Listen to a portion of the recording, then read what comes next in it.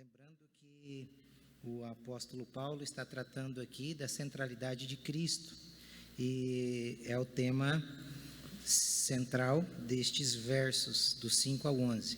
Do 1 ao 5, Paulo está falando da unidade da igreja, e do 5 ao 11, da centralidade de Cristo, ou seja, a igreja só pode ser unida se Cristo estiver no centro, se Cristo for essa base, esse fundamento que provoca, que proporciona essa unidade, tá bom?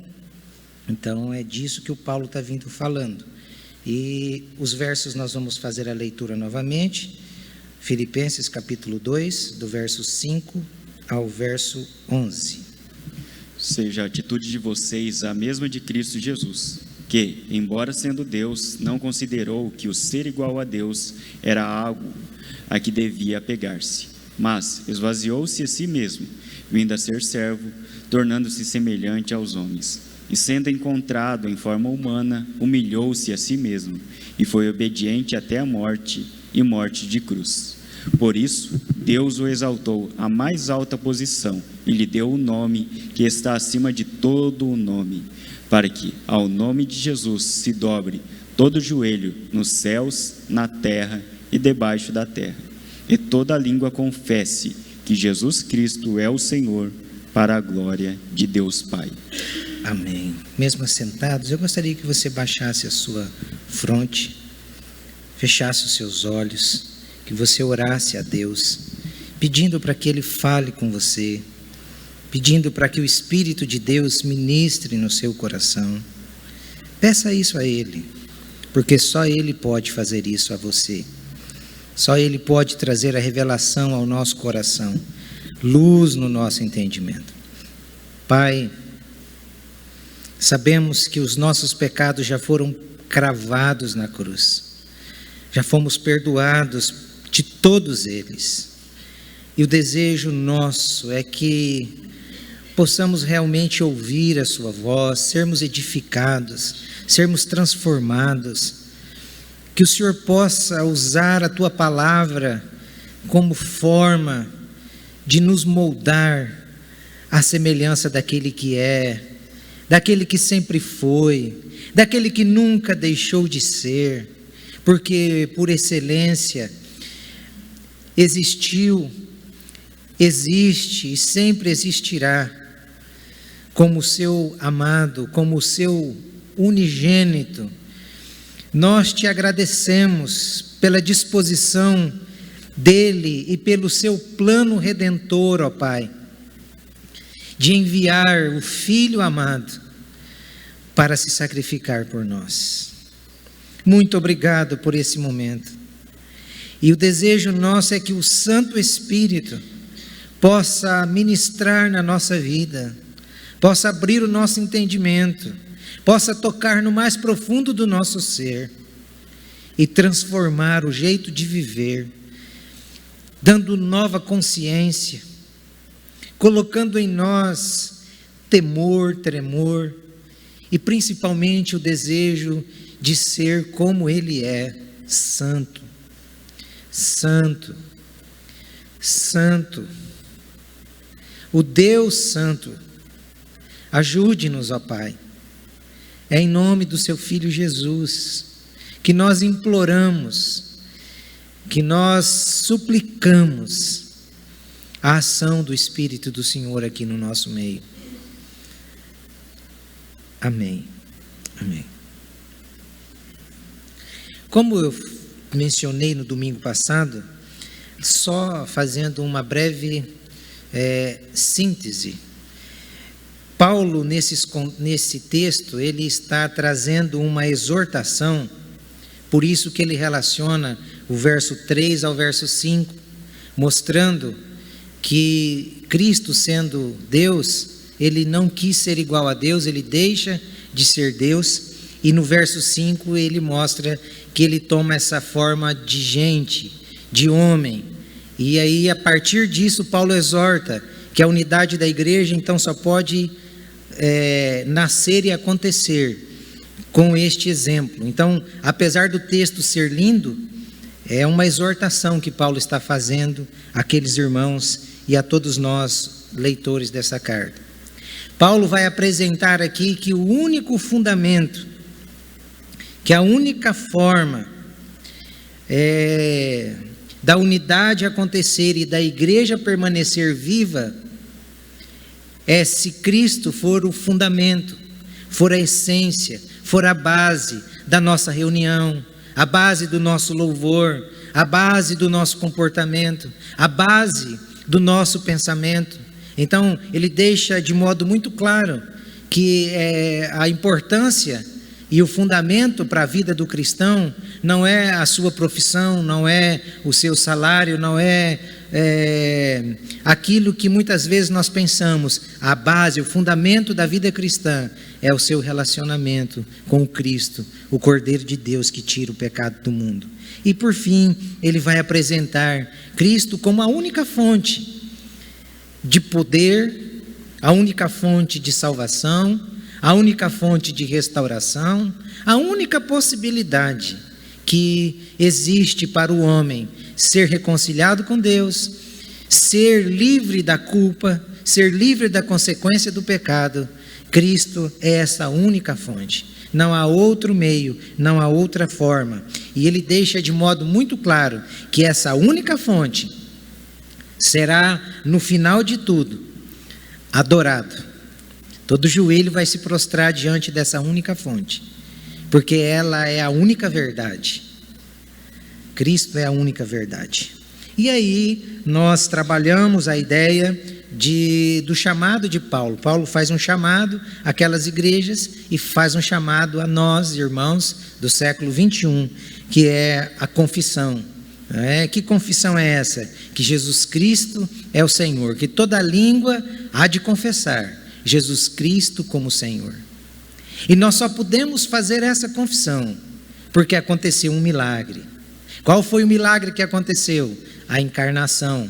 Para a encarnação acontecer, foi a fusão das duas naturezas, a natureza divina e a natureza humana. Porque se não fosse assim, se não fosse através desse milagre, nós não teríamos possibilidade alguma de sermos salvos. Então, isto é o que foi trabalhado no domingo passado. E hoje, nós vamos entender, por fim, qual é o significado dessa confissão. Já que Paulo nos chamou para fazermos uma confissão, qual é o significado dessa confissão? Que confissão? Jesus Cristo é o Senhor. Jesus Cristo é o Senhor. O que significa isso? Quando a gente olha para o texto, a palavra Senhor é a mesma palavra usada no Antigo Testamento para se referir a Deus. Então, Paulo está usando a palavra Senhor do Antigo Testamento para dizer que este homem que se encarnou é Deus. Ele reforça isso na confissão que ele nos chama a fazer. E Jesus Cristo? O que é Jesus Cristo? Jesus Cristo é o Yeshua HaMashiach, o ungido.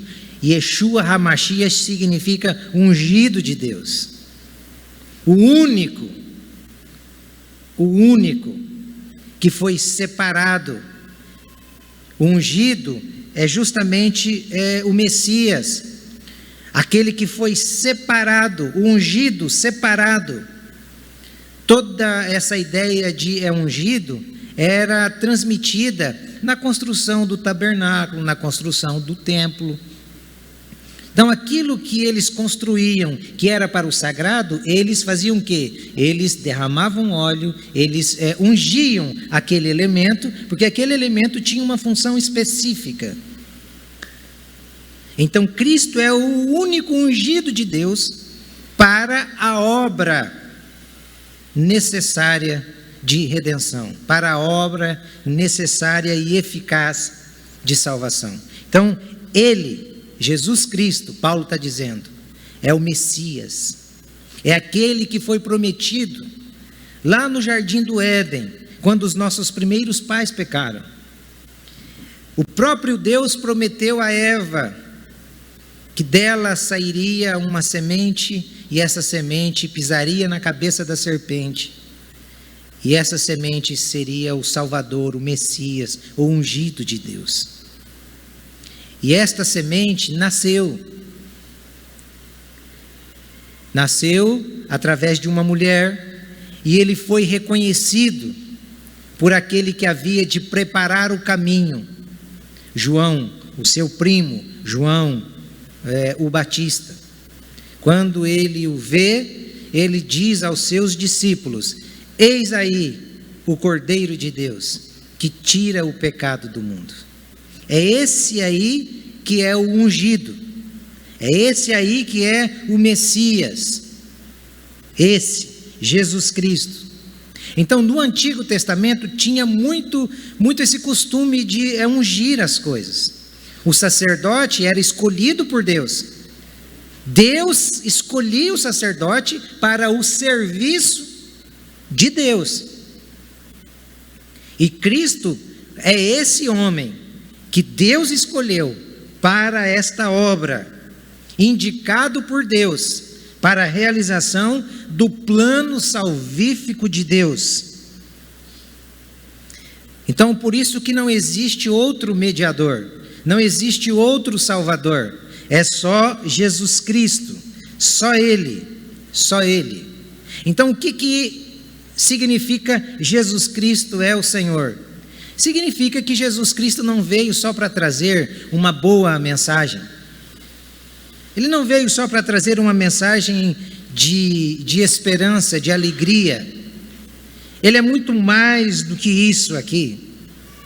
Ele não veio só para servir de exemplo de vida, apesar de ter sido o único homem perfeito, o único, e que todos achavam defeito nele.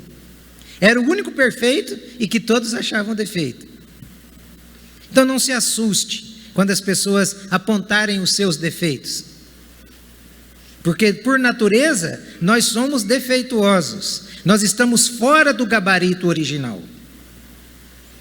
Mas ele que estava no gabarito original, correto, perfeito, nós o víamos como alguém que não se encaixava nos padrões das religiões. Por isso se juntaram e mataram ele. Então o que é que ele veio fazer? Ele veio fazer o que eu disse para vocês, não só trazer uma mensagem, não só servir de exemplo. Ele veio para substituir os eleitos de Deus, aqueles que haveriam de ser salvos. Ele veio substituir o povo de Deus, a igreja de Deus. Você é a igreja de Deus? Se você é a igreja de Deus, se você é povo de Deus, ele veio para substituir você. Ele não veio para morrer no lugar de Barrabás. Barrabás é um exemplo clássico de todos nós. Nós somos os Barrabáses. Nós somos os malfeitores. Nós não gostamos de ouvir isso, mas nós não prestamos, nós estamos estragados. E aí Cristo vem para assumir esse estrago que fizemos.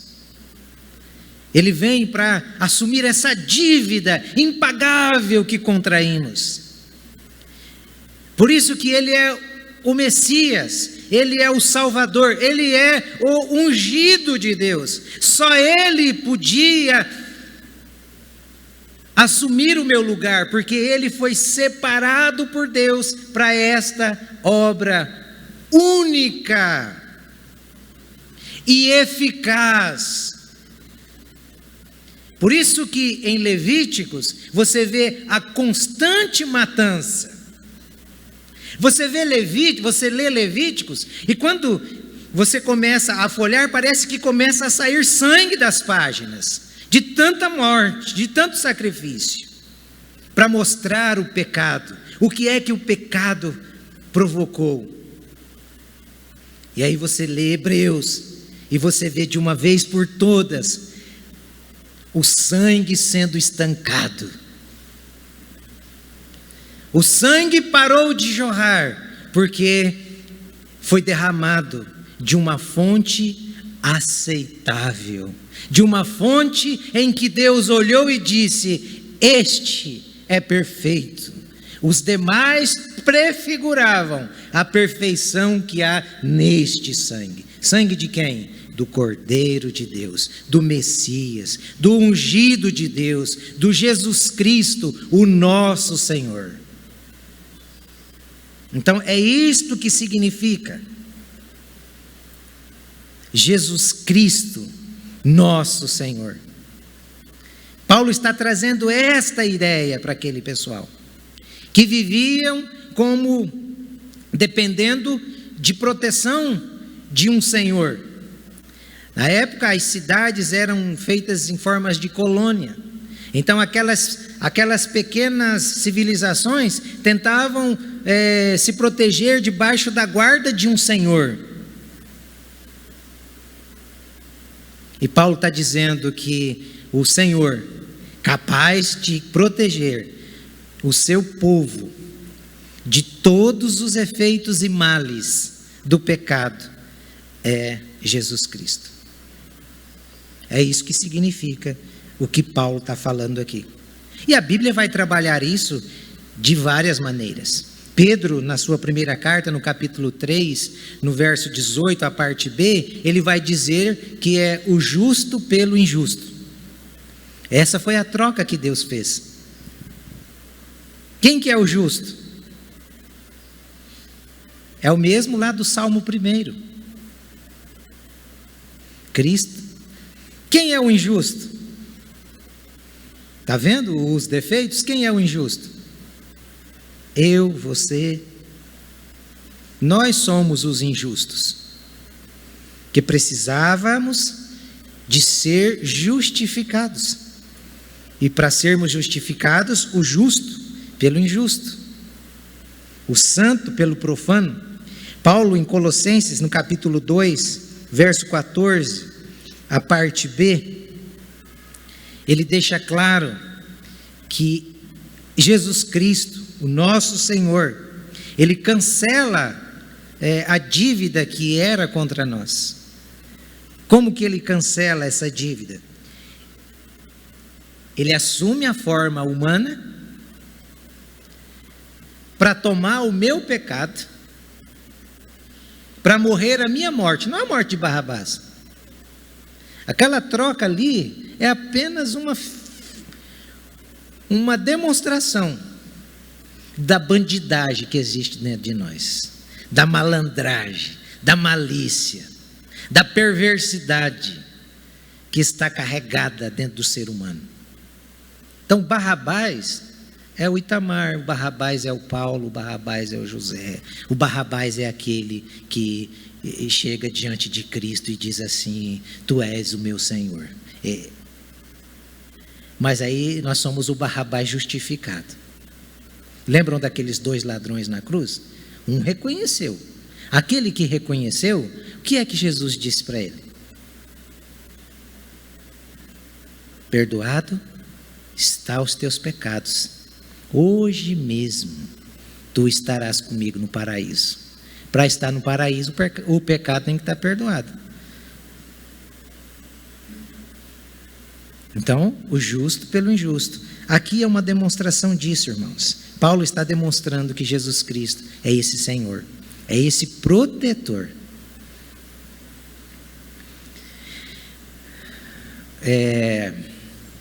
Quando teve a batalha do Davi e o Golias, o Saul, ele oferece para Davi a sua roupa de guerra, a armadura. Davi disse: não, eu não quero, não preciso, não cabe em mim. É como os apetrechos da religião. A religião tem uma roupa. Só que ela não cabe no cristão verdadeiro. E aí Saul não fica contente?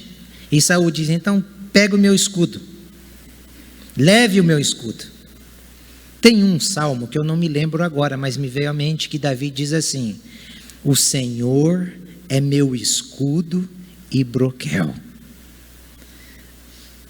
Eu não tenho dúvida de que Davi olhou nos olhos de Saul e tenha dito isso a ele. Seu escudo? Para que seu escudo? O Senhor é meu escudo e broquel.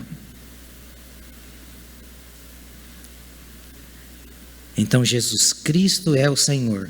Significa justamente isso. E a pergunta que ele fez aos discípulos, ele continua a fazer a mim e a você. Qual foi a pergunta que ele fez para os discípulos?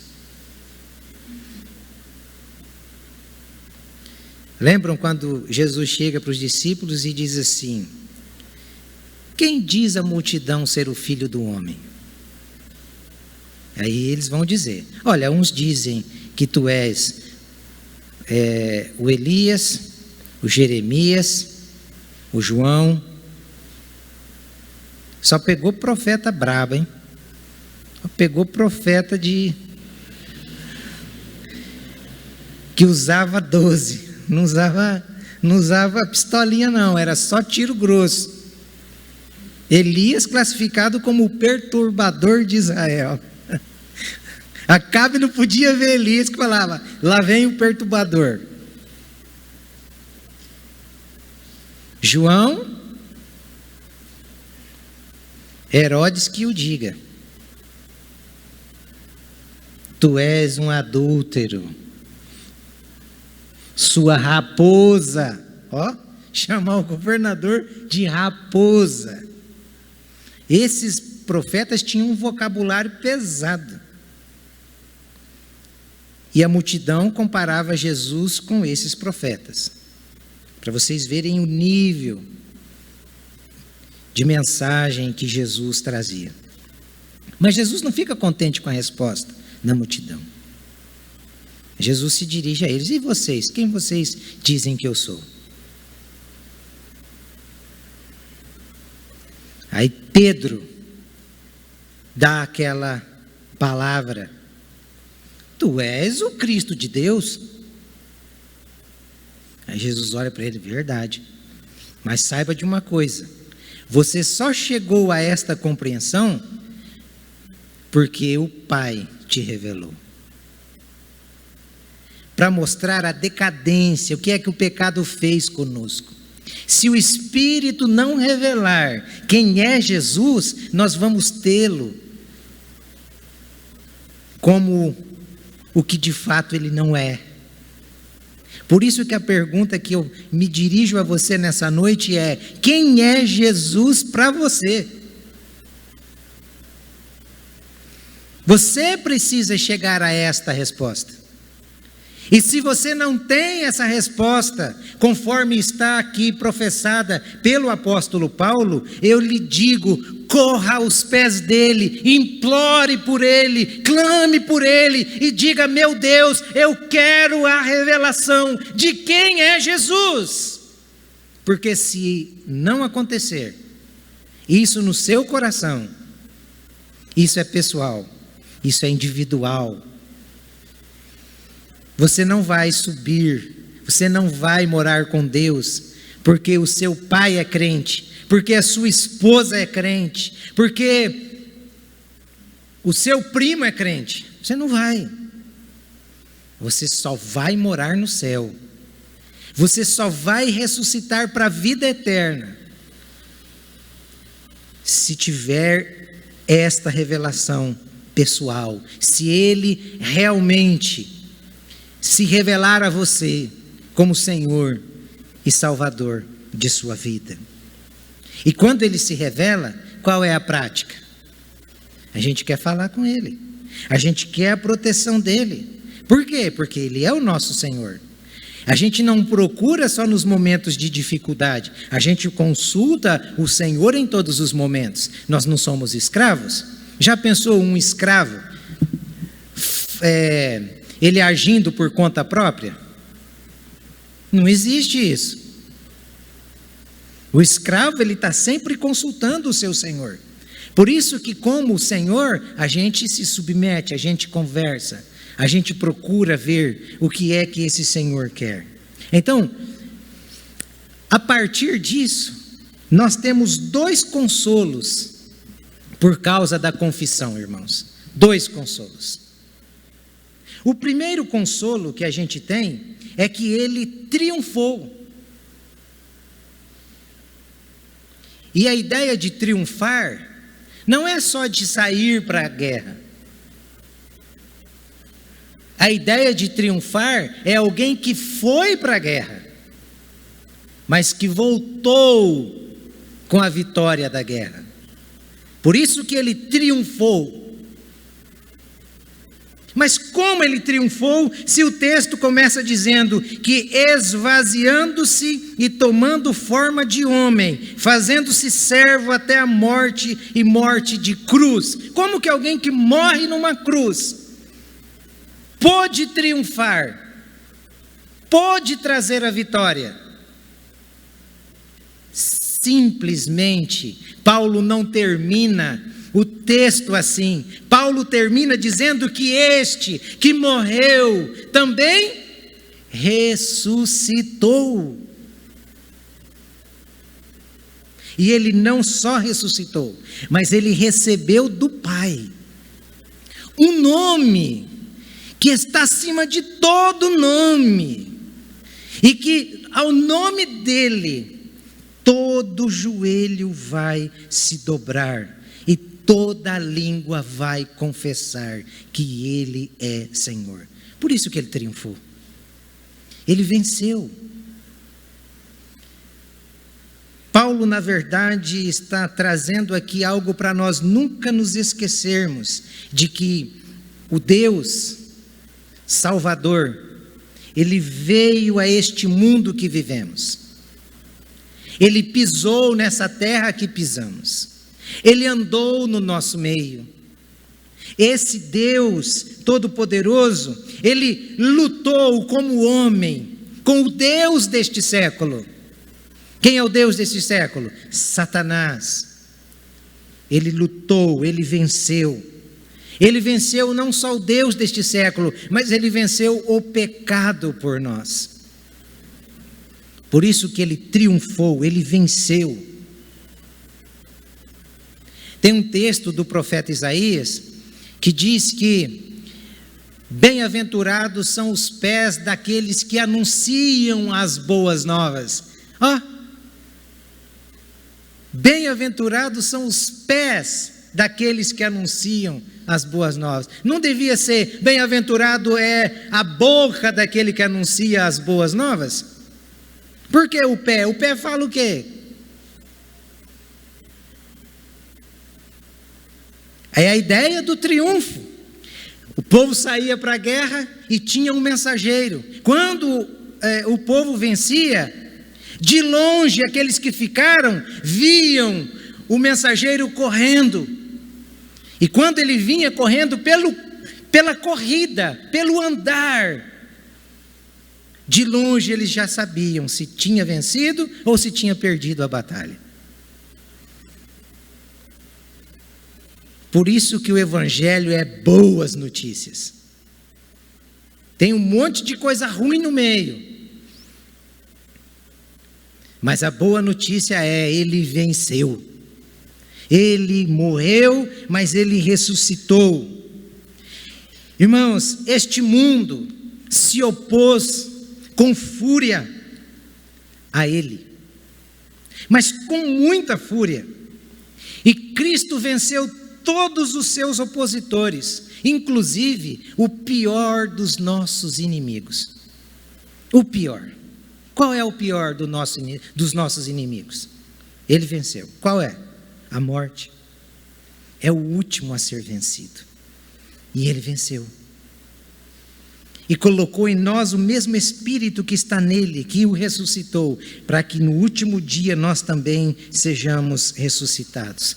Agora vocês entendem por que as portas do inferno não podem prevalecer contra a igreja de Deus, contra o povo de Deus, contra os filhos de Deus, é porque ele triunfou. Ele guerreou com todas essas possibilidades e venceu todas elas. Ele enfrentou Satanás em pessoa, como homem ele enfrentou Satanás. E o autor aos Hebreus, por isso que ele vai dizer no capítulo 4, verso 15, que o Paulo vai ler.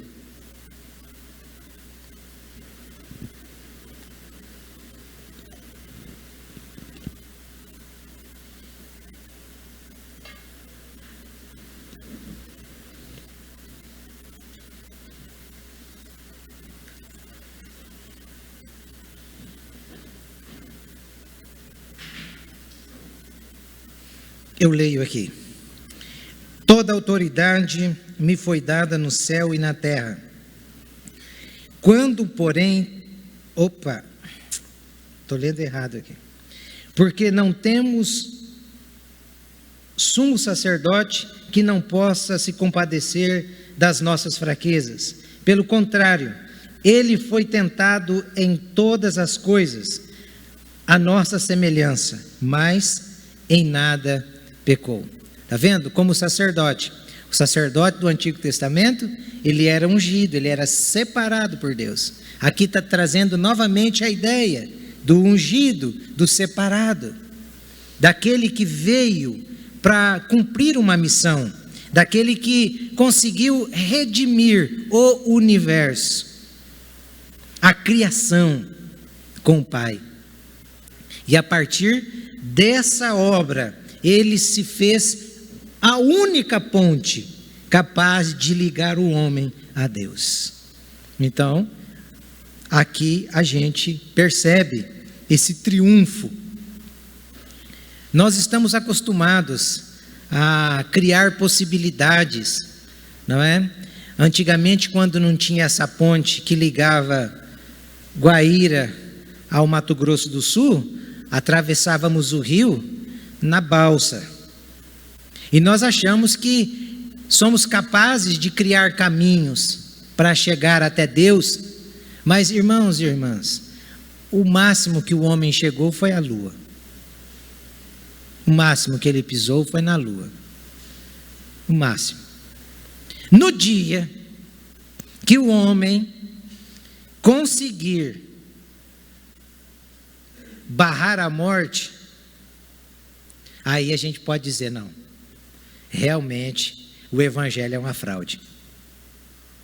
No dia que o homem conseguir barrar a morte.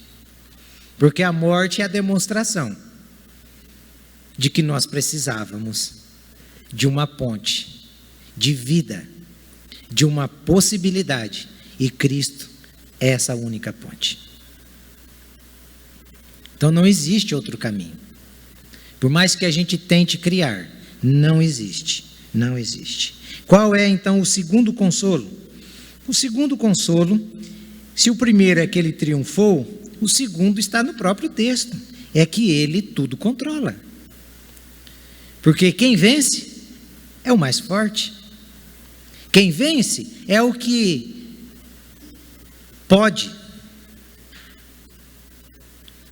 A gente tem uma ideia assim de que Cristo tem todo o poder. Mas é muito mais do que isso. Não é que Cristo tem todo o poder. É que o poder só existe porque Cristo é poder. Não é que ele tem todo o poder, ele é poder.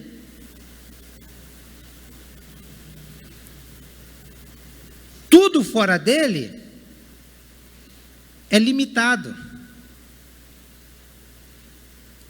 Mas ele é ilimitado, ele é infinito. Por isso que ele controla tudo, ou tudo controla. E aí vocês têm essa noção que no próprio texto Paulo vai trabalhar essa ideia, mostrando que por causa da obra que ele realiza para o Pai lhe confere todo o poder. lhe dá um nome, e acima desse nome, né, e diante desse nome, todo joelho, nos céus, na terra, debaixo da terra, vão se prostrar. Por quê? Porque ele realizou a obra que o Pai deu, e o Pai lhe conferiu o controle de tudo, e o poder sobre tudo, o comando de tudo. Agora, que coisa fantástica.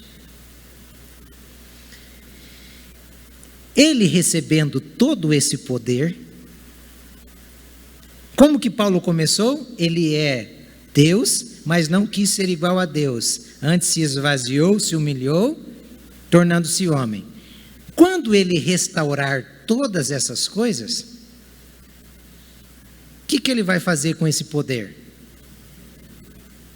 Com esse controle, com esse comando? Ele vai entregar ao Pai. Está lá na Bíblia.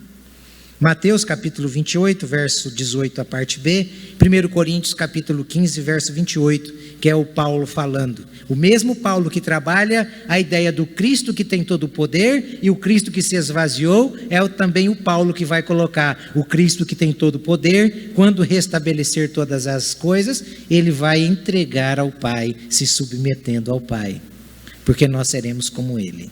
Vai lá, pode ler, Paulo. Toda autoridade me foi dada no céu e na terra. Quando, porém, todas as coisas estiverem sujeitas, então o próprio Filho também se sujeitará, àquele que todas as coisas lhe sujeitou, para que Deus seja tudo em todos. Que coisa fantástica, não é, irmãos? Quando a gente recebe um poderzinho de nada, a gente já se sente. Aí a gente vê esse que tem todo o poder, controla tudo, aí chega e entrega para o Pai. Toma, Pai, é tudo seu. Por isso que os versos antes está trabalhando a unidade, para trazer essa ideia a nós, que aquele que tem todo o poder se submete ao Pai, entrega-se ao Pai. Então, é fantástico essa ideia, irmãos. Por mais que o mal, por mais que a injustiça, por mais que o pecado, por mais que Satanás, por mais que as pessoas tentem acabar com a igreja, tentem acabar com o evangelho, tentem parar o povo de Deus, eles jamais conseguirão. Jamais conseguirão. Tentaram por muitas vezes. Durante séculos, durante a história da igreja, você percebe cristãos servindo de tocha humana no jardim de Nero, cristãos alimentando leões, cristãos sendo martirizados. Tentaram parar, tentaram acabar, mas quem está no controle? Cristão é igual tiririca. Você mata um pé, nasce 5. É igual a tiririca. Só que Satanás, ele é estrategista. Antigamente, Satanás matava os crentes na onde? Nas arenas.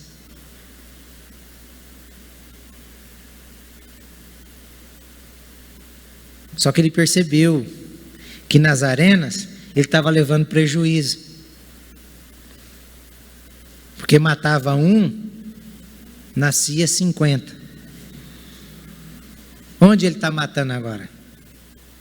Dentro da igreja. Não, deixa ele sentadinho ali, escutando.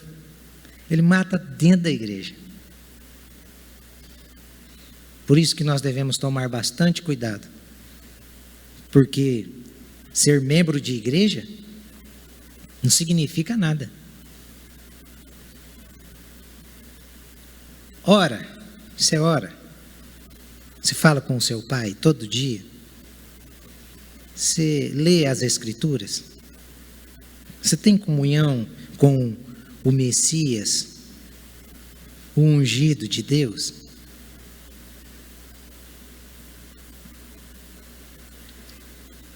O povo que ia para as arenas, eles iam por causa de convicções.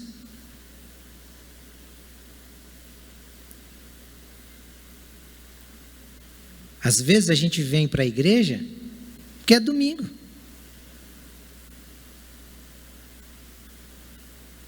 Tem outra coisa para fazer? Vou lá na religião que eu frequento, que eu participo. Está morto. Durante a semana, não se relaciona com Deus. Não tem comunhão com Deus.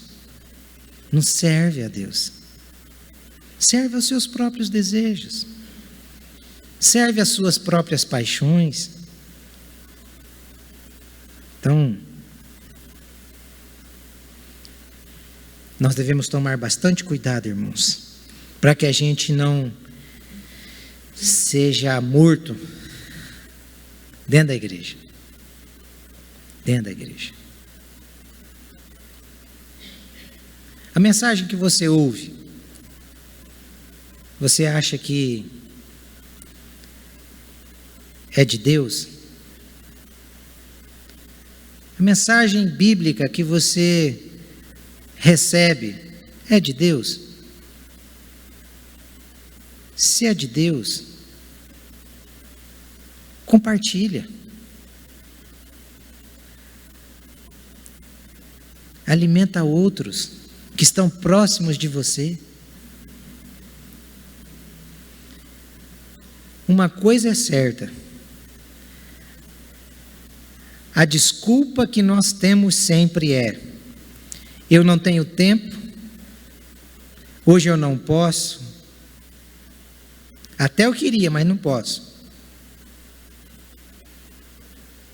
Eu não consigo, eu sou incapaz. Essas são as desculpas. E todas elas são esfarrapadas. Todas elas. Aquilo que nós experimentamos, irmãos, da parte de Deus, nós podemos e nós devemos compartilhar com aqueles que não têm nada. Nada de Deus. Então, é impossível que você não conheça ninguém que saiba menos do que você acerca de Jesus. É impossível isso. É impossível. O que é que você pode fazer? Compartilhar com essa pessoa sobre o senhorio, a obra de Deus realizada em Jesus Cristo. É o que ele precisa, é o básico. É o básico. Quando nós começarmos a fazer isso, a alegria dentro de nós, a satisfação dentro de nós, o prazer de estarmos na reunião, no culto, vai mudar. Claro que vai mudar, porque você vai ver pessoas sendo transformadas pela sua palavra, pelo seu testemunho, pelo seu compartilhamento, pelo seu envolvimento com aquele que você o chama de Senhor. E de fato é Senhor. Ele é Senhor. Não é porque eu chamo de Senhor, Ele é Senhor. Então, irmãos, nós não podemos deixar a morte reinar em nós. Deus nos chamou para frutificar. E nós podemos frutificar. Nós devemos frutificar. E nós frutificaremos se em Cristo permanecermos. Ele disse: o ramo que permanece na oliveira, este dá fruto. E aquele que não dá, o Pai poda.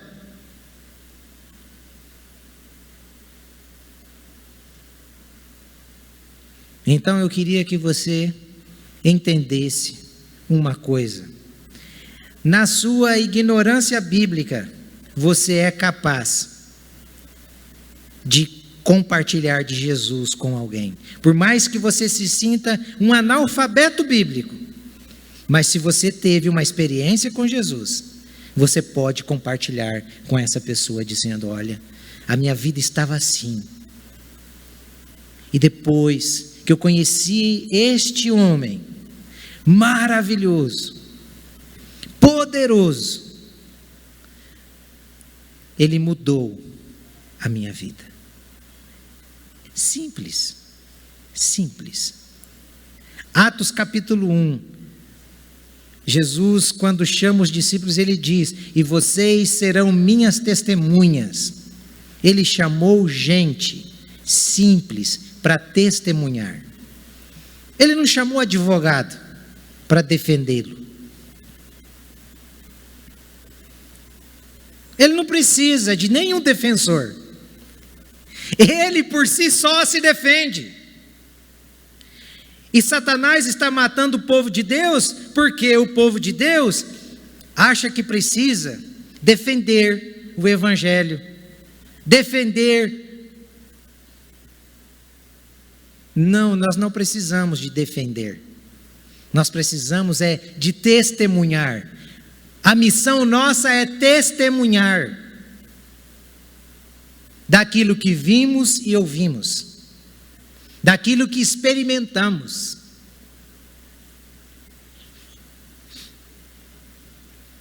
Jesus não precisa de defensor, não.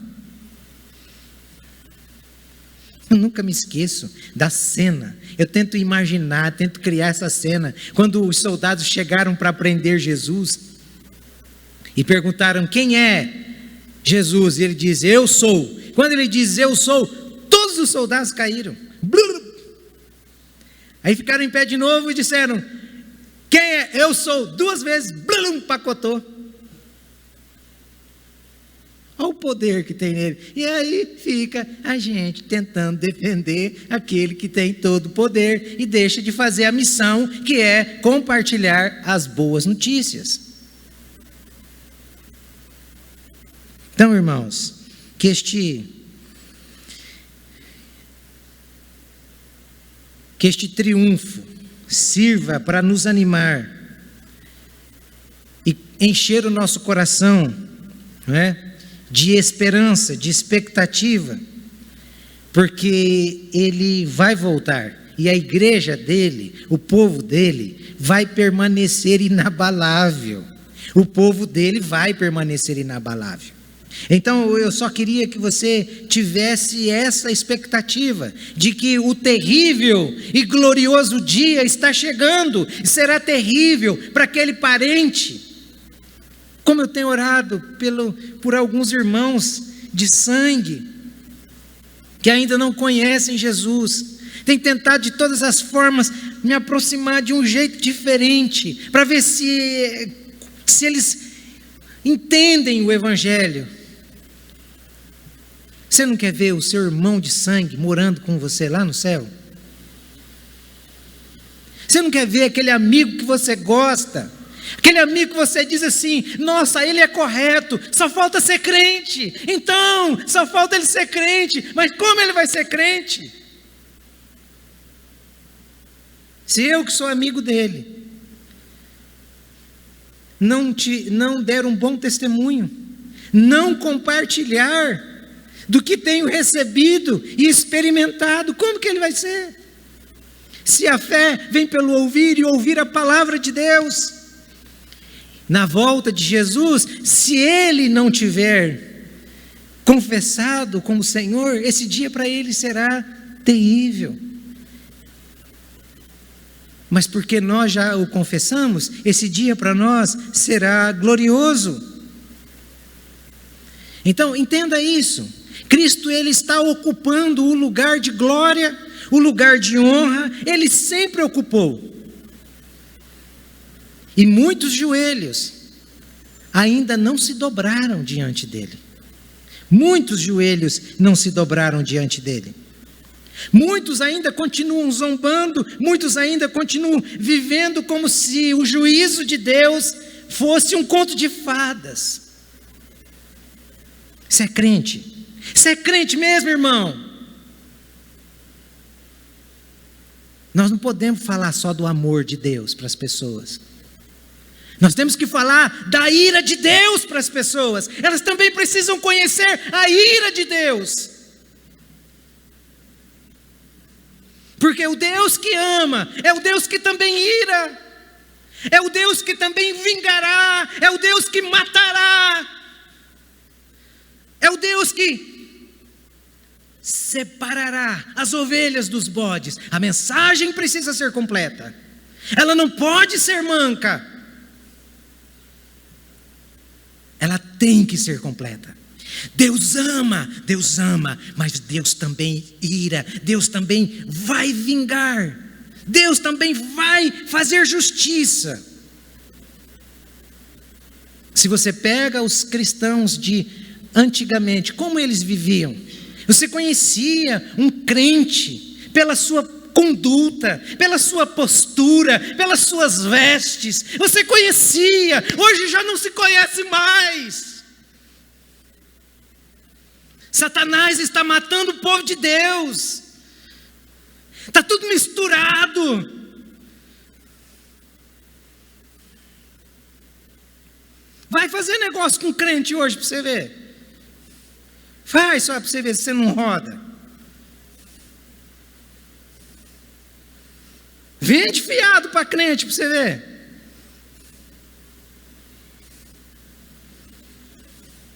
Tinha um amigo que tinha uma livraria aqui na cidade, ele vendeu já. Uma vez ele veio com um fecho de folhinha assim. Ele disse: olha, tudo isso aqui é crente. Eu disse: deixe-me ver se tem alguém aqui da igreja. Porque se tiver eu vou cobrar. Me dá a ficha que eu vou cobrar. Graças a Deus não tinha um. Não tinha um. E se tivesse, você pode ter certeza que eu iria lá na sua casa ou eu iria te chamar. Ó, rapaz, você está devendo isso aqui, você está envergonhando o nome de Jesus. Não, irmãos, está tudo misturado, irmãos. Está tudo misturado. A gente precisa levantar a cabeça para o céu e dizer: Deus, tem misericórdia de mim, ajuda-me a ser um homem, ajuda-me a ser um crente. Que honre o seu nome nas coisas mais simples. Se a gente está falhando no simples, imagina no complexo. Imagina. Então hoje está assim. Você vem para Cristo e continua do jeito que está. Vai viver a vida de prazer, vai gozar da vida. Mas não é assim não, viu? Esse Cristo que ama, esse Cristo que morreu, esse Cristo que sofreu, que padeceu, ele vai voltar. E ele não vai voltar mais como um cordeiro, como um servo sofredor. Ele vai voltar agora em glória. Ele vai voltar agora montado num cavalo branco, não mais no jumentinho, mas na sua coxa vai estar lá Rei de reis, Senhor de senhores. E é diante dele que toda língua vai confessar. É diante dele que os poderosos que o negaram se dobrarão e reconhecerão que ele realmente é o Senhor, para a glória do Deus Pai. Eu concluo aqui. Nós temos duas opções para fazer essa confissão. Duas. Nós temos duas opções para confessar Jesus Cristo. Quais são elas? Em vida e após a morte. Você pode confessá-lo aqui agora, vivo, ou você pode deixar para confessar depois da morte. Então, agora ou depois. Estas são as duas possibilidades. Não tem a terceira. Que a terceira poderia ser: eu não confessarei. Nem agora e nem depois. Não existe essa possibilidade. Teremos que confessá-lo agora ou depois.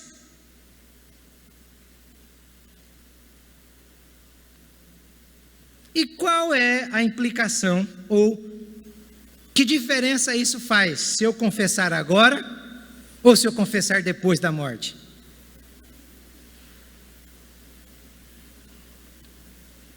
Toda a diferença faz. Se eu confessar agora, significa que eu sou um salvo. Claro, porque quando nós fazemos essa confissão em vida, lembram que o João diz isso? Todo aquele que o confessar e o receber em seu coração, se torna filho de Deus. Então, quando nós fazemos em vida, o reconhecemos como Senhor, e de joelho nos dobramos diante dele, nós estamos confessando para a nossa salvação. Nós vamos passar ilesos pelo juízo, irmão. Sabe por quê? Porque Deus vai olhar para nós, nosso pecado está em quem? Jesus Cristo, o nosso Senhor. Não é Ele o substituto, não é Ele o Messias, é nele que está. Então, Deus olha para o pecador confesso, Ele não vê o pecador confesso, Ele vê a obra de Cristo nele. Então, tem essa possibilidade. E eu digo a você, aproveite agora, enquanto que você está vivo, se entregue, confesse-o. E a outra possibilidade é depois da ressurreição. Significa que nós vamos pertencer, não é? Aqueles que fizerem, nós não. Os que fizerem depois da morte pertencerão ao grupo que ouvirá a sentença: apartai-vos de mim, malditos, para o fogo eterno, porque eu não vos conheço. Mas que vai confessar, vai. Que vai se dobrar, vai. Então, o que você quer fazer? O que você quer fazer? Agora, não adianta a gente dizer que confessa a Cristo como Senhor e viver uma vida como se Ele não existisse. Não adianta nada. Quantas pessoas que eu já batizei e não nasceram de novo ainda. Estão perdidas. Tomam ceia, dizimam, fazem tudo. Fazem tudo. Por isso que eu estou dizendo a você, se não tem essa certeza, caia diante dos pés do Senhor, porque Ele é que pode te dar esta certeza, e aquele que o confessa, se submete a Ele. Quem não se submete a Ele, à palavra dEle, confessou como Senhor, da boca para fora, que Ele não é Senhor.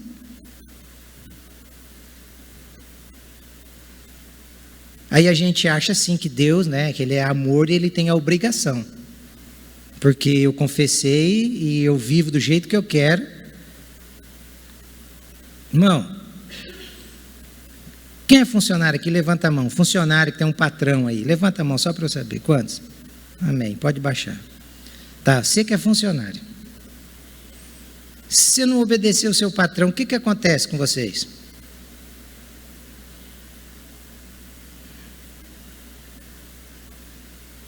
Agora, imagina Deus. Imagina Deus. A gente fala que é crente e não se submete ao poder do Evangelho. O que vai acontecer com a gente?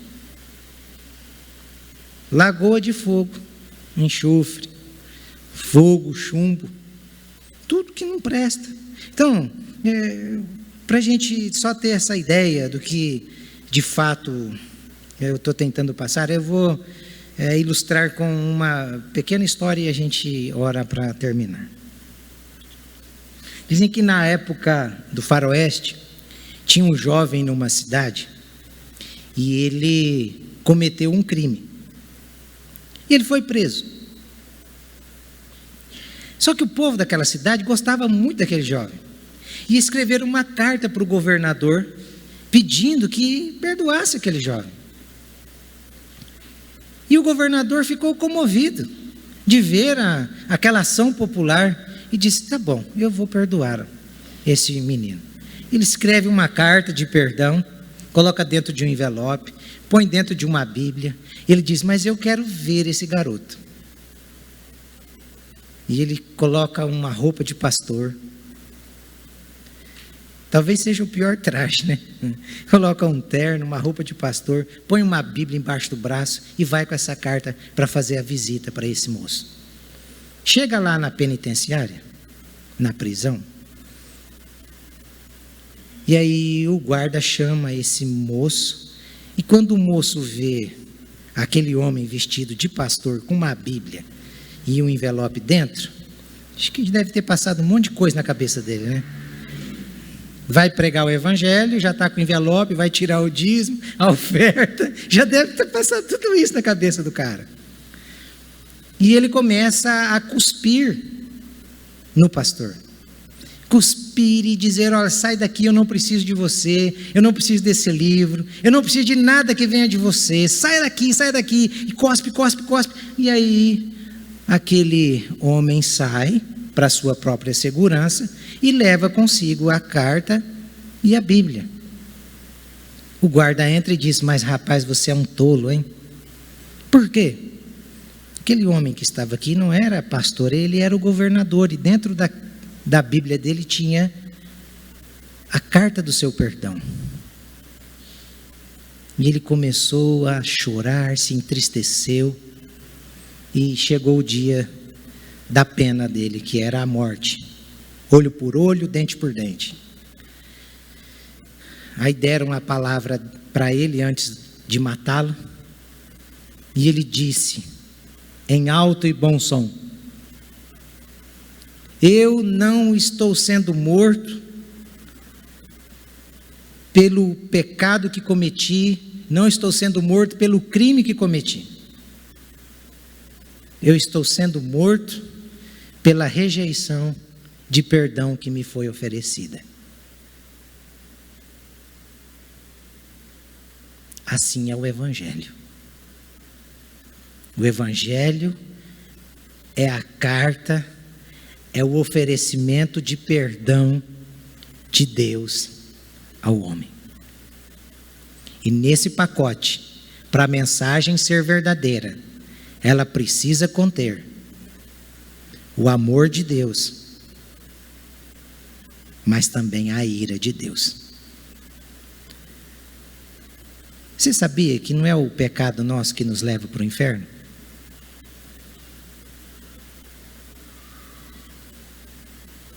Não é. Porque se fosse o pecado nosso que nos levasse para o inferno, ninguém aqui subiria. Porque todos somos pecadores. O que nos leva para o inferno é a rejeição da obra sacrificial da cruz que perdoa o nosso pecado.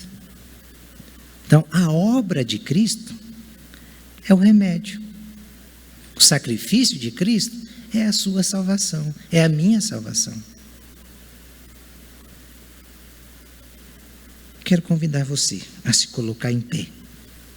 Que Deus tenha misericórdia de nós, fortaleça-nos a permanecermos firmes, inabaláveis, nessa confissão e nesse significado que ela tem para nós.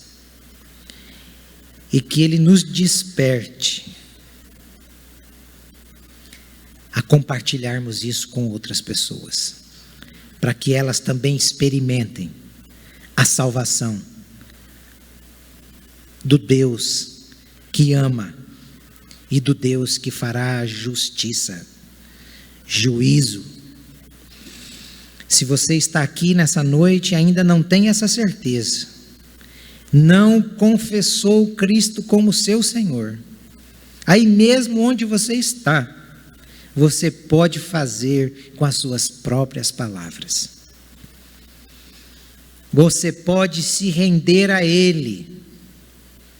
Se o Espírito de Deus está lhe revelando, renda-se a Ele.